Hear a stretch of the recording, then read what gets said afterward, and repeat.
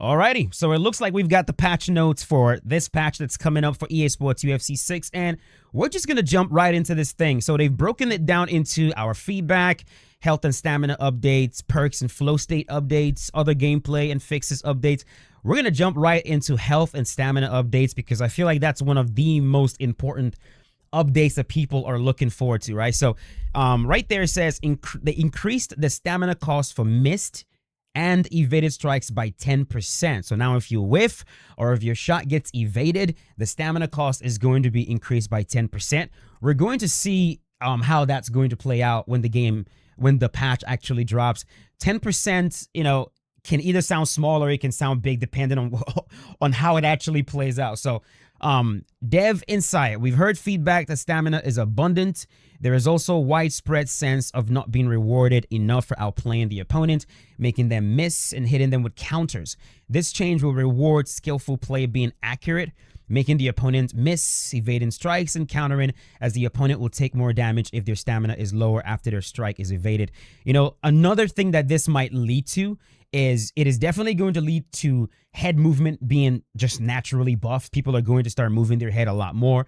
And I think it might end up slowing down fights even more. So if you're the kind of person that prefers a slower paced, this is definitely going to lead to slower paced matches altogether, unless players start to figure out how to use head movement to draw out your attacks and then counter you. So there's a lot of weird mind games that this is going to lead to, and we don't really know all the implications in terms of gameplay until we actually get our hands on it. So next it says they decreased the long-term stamina recovery between rounds by 10%.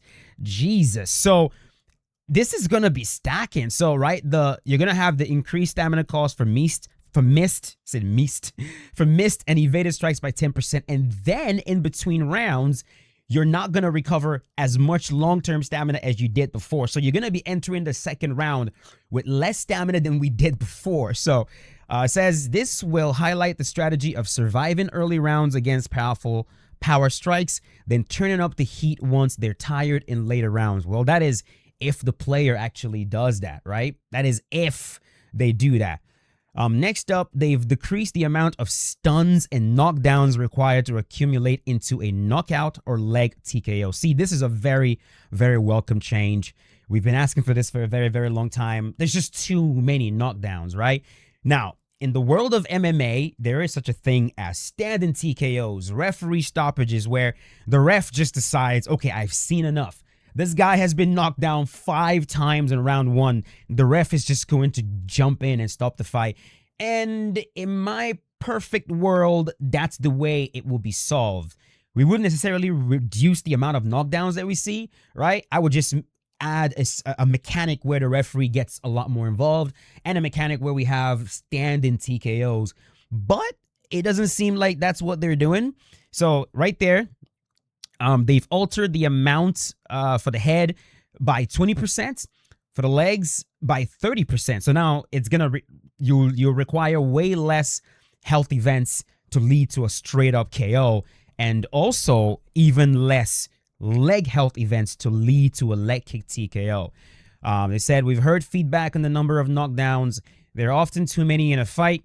We're decreasing the number of health events, stuns, and knockdowns that have to accumulate before any other health event becomes a knockout. Please note that this change does not prevent flash KOs. It only makes KOs by accumulation easier to achieve. Body TKOs are currently happening at an appropriate rate, largely because body health events already have a significant impact on stamina. As a result, relieving body TKO tuning unchanged for now. I agree with that, bro. I don't think they need to do anything to body shots. Dude, why am I randomly saying body and then body? It's fucking weird. My accent just be going in and out randomly. But yeah, body TKOs, they're very, I think it happens enough. Like I've got enough of them to where I don't think they need to go in and make it more prevalent or anything. If you're working the body pretty well, if you're very intelligent with it, especially with how easy it is to land body kicks in this game, I'm very glad they're not touching that. They've decreased long-term body damage by 10%. I think I understand why they did this one. This change makes sense. With the stamina changes that they're bringing in, definitely the long-term body damage. Was long-term body damage the issue, or was it short-term body damage? I'm trying to remember. I'm thinking maybe short-term body damage. Like if you take too many shots to your body, like in a short amount of time, you can get stopped. Especially if the guy is using someone like Ilia Topuria or Alex Pereira or anyone with those heavy body shots. So let's actually read what they have to say right here. We have been seeing long-term body health drop significantly in many fights. So it's dropping is what they're noticing, along with a high number of body TKOs. This is occurring due to multiple factors that change from UFC 5 to 6, correct? Such as much faster combos, absolutely. New strike variants, which increases the versatility of body strikes, yep. Perks and flow state, and the better defensive actions which help in defending head more than the body, correct. These are things that a lot of people don't pay attention to. If you're noticing more damage to the body, is not because they've upped it in some way, it's because a bunch of other things changed. Combos are faster right now. Like they mentioned, you have more strike variants, like the Ilia Topuria body shots and the Alex Pereira body shots. Those were not the way it was in UFC 5. In UFC 6 right now, those are very difficult to freaking block. Then you add on flow states, and it's insane. So they say the stamina changes coming in this patch will also increase the incentive to attack the body. Correct. This long-term body damage nerf is meant to compensate for all these factors. Agreed. I like it. So that's pretty much it for health and stamina. This is, for the most part, what people have been asking for. The only thing missing right now is stamina in regards to players shooting takedowns over and over again. Now, what I'm thinking is that inadvertently, these stamina changes happening to strikes might also end up affecting takedowns somehow, because again, remember, they have decreased the long-term stamina recovery between rounds by 10%. So let's just say the guy shoots a bunch of takedowns and you're able to defend those takedowns, and you're able to get his stamina a little bit low because you're defending all those takedowns. By round number 2, he's going to have way less stamina than he does now before this patch. So I think inadvertently it is going to affect grappling stamina as well. But I would have still liked to see something dedicated specifically for, for the constant, the ability to just shoot. At the same time, it's to nerf the cheesy type of wrestling, because the legit type of wrestling in this game right now is bad. It needs work. It really does need work. But enough rambling. Let's take a look at perks and flow state updates. So they've reduced the bonus granted by multiple flow states. You've got the Stinger flow state. They've reduced the damage from 4. Okay, so they're essentially reducing the damage of a bunch of the more problematic flow states. This Tiger one, I mean, we all know about Tiger, Alex Pereira, freaking Ilia Topuria. It's been reduced from 30% to 25%, just a 5% decrease. I'm very curious to see what that looks like. And then the stun damage, this is where I think is going to be the big one. If by stun they mean the hit reactions it does, or if they actually mean like actual stun, then it's good either way, because you can kind of tank a few of those. Just because what players do is they go body, then they go to the head. And so a lot of times you need to be able to take a few to the body just to make sure you don't get hit with like a critical shot to the head. You know what I mean? But right now with the way it is, bro, it's 2 shots to the body and you're rocked. Now you're forced to try to block low, and then they go high and knock you out. It's insane. So the point down, this is the Max Holloway point down flow state. I love this flow state when I run into Max Holloway players, because when they do their point down, all you got to do is not even point down, just taunt. When they taunt you, do that point down, just taunt them, and you get a benefit. You get a benefit of some of their flow state, which allows you to even do more damage. So right there, they say the damage is going down from 30% to 25%, stamina cost 30% to 25%, retreating penalty minus 10% to 13%. Oh, okay, there's a retreating penalty. I even forgot about this, dude, for if you actually back up as opposed to standing right there and duking it out. Opponent's damage, look at that. it was 15%. You were getting 15% of the 30%, bro. But now it's going down to 12%. So it's still something. It's still something. Stamina cost 15 to 12, 10 to 13. Okay, well, there you go. Electric fuel. I'm sorry that I don't remember what all these flow states, what a lot of these flow states are by heart. Let's see. Electric eel, stand-up damage plus 35%. 2 plus 25%. Clinch damage plus 35% to plus 25%. Okay. So these were all cases of fighters being able to apply damage bonuses multiple times within combos, leading to easy ways to achieve big rewards. All right. Now they fixed Feather Step. The Feather Step perk, of course, is the same perk that Conor McGregor has, guys like that. The most egregious one, in my opinion, is Demetrius Mighty Mouse Johnson. You guys saw that showcase I did with Demetrius, bro. He was all over the freaking plate. You can glide out so easy. So I'm glad they're doing something about that. Now fighters with the Feather Step perk won't be able to retreat so quickly. The bonus shall correctly match the value listed in the training manual. Well, there you go.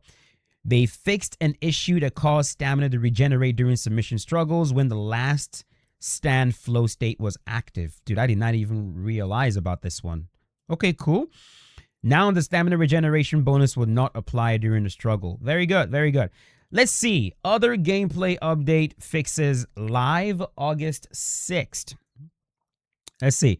Oh, look at that. They're fixing the push. I knew the push was still in the game. Players figured out a way to get it to work, I think by throwing a straight punch first and then inputting that push command, but it's still there. I knew there was just something in the back end conflicting with the control. So they fixed it. The push is back in action. I am very glad. John Jones now has automatically way more utility. My outside fighting whole game now has more utility. I'm very, very excited. Thank you for that. They've improved the fluidity of head movement animations. Okay, so essentially preventing the fucking double shit. Yeah, this is meant to prevent fighters from appearing to sway twice when they sway only once. My hope is that this also fixes the freaking making me parry when I don't want to parry, man. I move my head and my fighter does a parry and I'm like, bro, I'm not trying to parry. And it gets me in so much trouble. So hopefully that also fixes that. They fixed an animation issue with the backpack position. I have no idea what the animation issue with the backpack position is right here. They've improved moves for Dominic Cruz. You guys gave him more moves? Oh my God. Dominic Cruz doesn't already have enough moves. They added new signature long rear overhand. Okay. And assigned long lead overhand. Okay. So maybe this is the same one that John has, maybe? That's probably what I'm thinking. I'll see when I get my hands on it. They fixed an issue that caused camera shake to stop working after the first match. Good, because I do enjoy those camera shakes. I feel like it adds more impact to gameplay. And I did notice that randomly it would just stop working. So I'm very glad they're fixing that. Now, they will talk about future updates. Okay, so these ones we're not getting on August 6th. These ones we're going to get a future. So let me see. Let's start here. Fighter Reach. Fighter Reach? What are y'all doing with Fighter Reach? What are y'all doing with Fighter Reach? Okay. A key factor in some fighters' overperformance is their reach. I'm looking at you, Sean Woodson. I'm looking at you, Sean Woodson, but it's not just that, though. We know about that damn Philly shell. Anyways, we don't want to make a longer reach matter less, as we see that it contributes to fighter individuality. You're damn right it does. And range matters in a fun way. It sure does. We also don't want to compensate for it with a speed penalty like in UFC 3 and 4. Thank you very much. Don't do that. So what's the plan? We already included a subtle mechanic that allows shorter fighters to deal more damage in stand-up exchanges. Okay.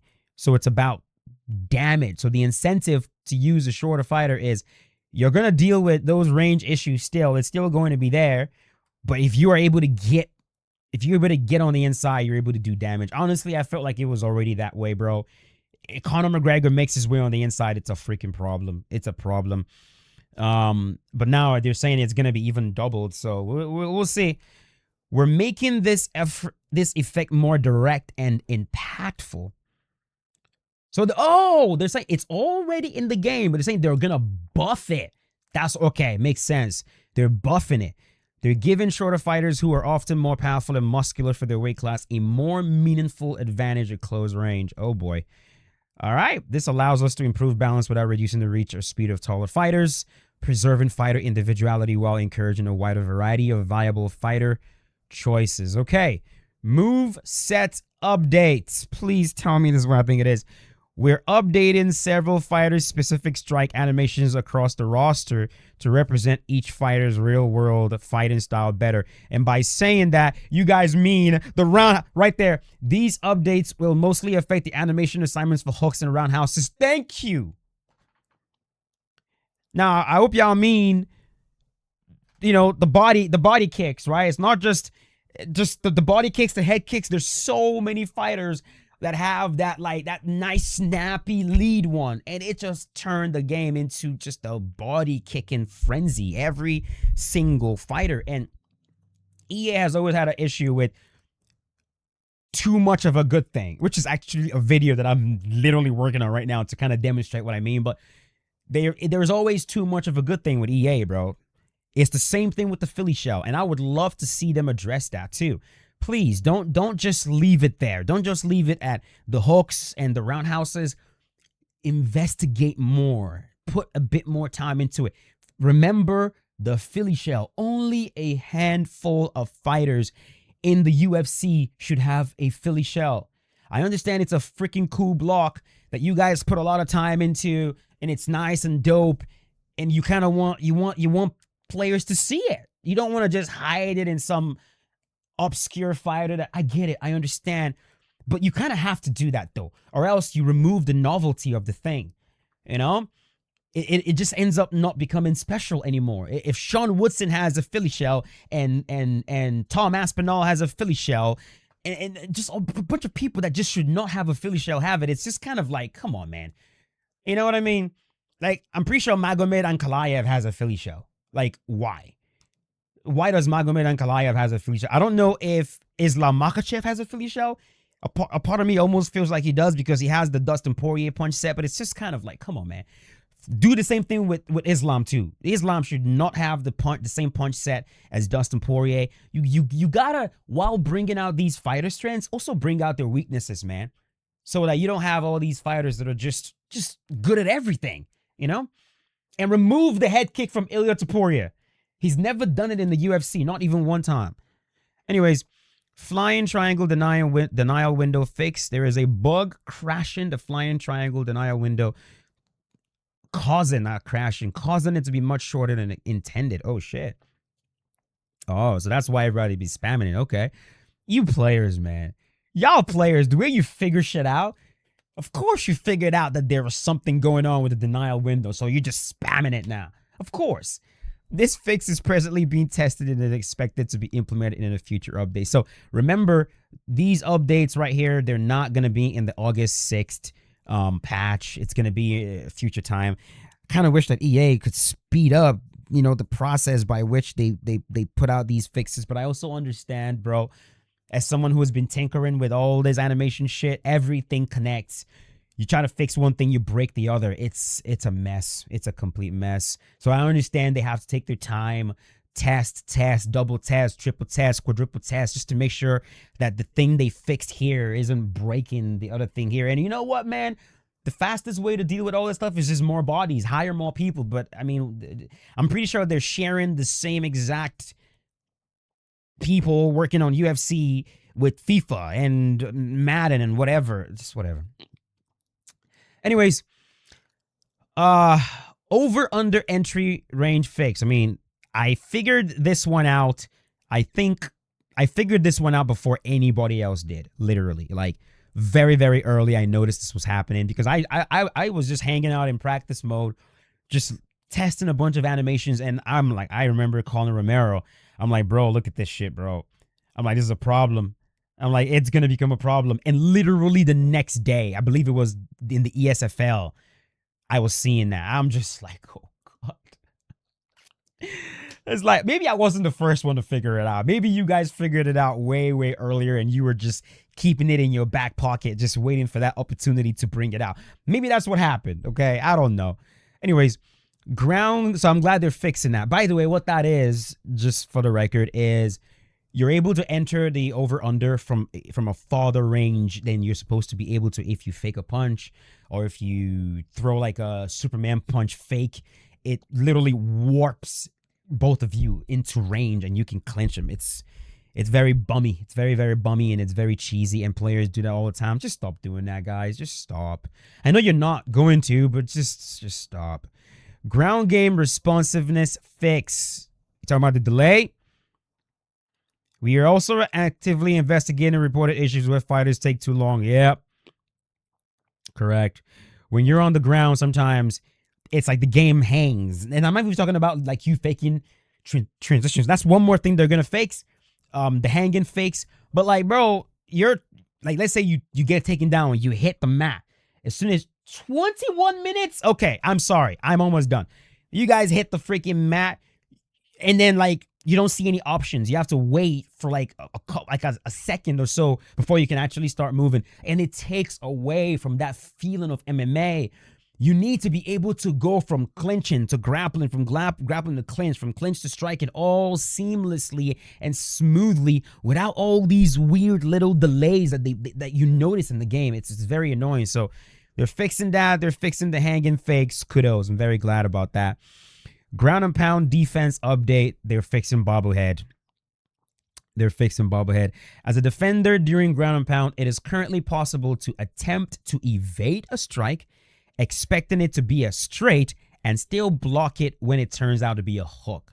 So players are able to, it's called bobblehead, and players have been doing that, and it's very difficult to actually hit them with ground and pound when they do that. This tactic, often referred to as bobbleheading in the community, is more powerful than it should be. We are working on an update. Awesome. Fantastic. Some connectivity issues, slowdowns, freezes. I'm just let you guys read the rest of this stuff. But that's it. That is it. Overall, I would say I am looking forward to this patch. I'm looking forward to seeing what the stamina changes will look like. I'm nervous. I'm very nervous, especially for lower rated fighters. I was just complaining about Mickey Gall. In the heavyweight division, there are some very slow plodding fighters with no stamina, and you already have to use them very slow. I'm nervous. I'm nervous what this change is going to do. Honestly, I wasn't one of the ones that was complaining too much about stamina. I know that sounds weird coming from me, but I really was not, because I use lower rated characters. I think that's a big difference. I use lower rated fighters. If all you're using is Conor McGregor, and all you're using is MVP, and all you're using is Ilia Topuria and all these guys, yeah, it's going to feel like stamina is just abundant everywhere you go. But use Mickey Gall. Use 4-star fighters for an entire day. Just use nothing but 4-star fighters for an entire day. You know what I mean? And do you still feel like stamina is abundant? But it's not my decision. You guys asked for it. It is coming. I'm looking forward to seeing what that plays out like. So yeah, that will do it. Thank you so much for watching. You guys rock. Give me your thoughts in the comment section below, and I'll see you guys later. Peace out. Have a good one.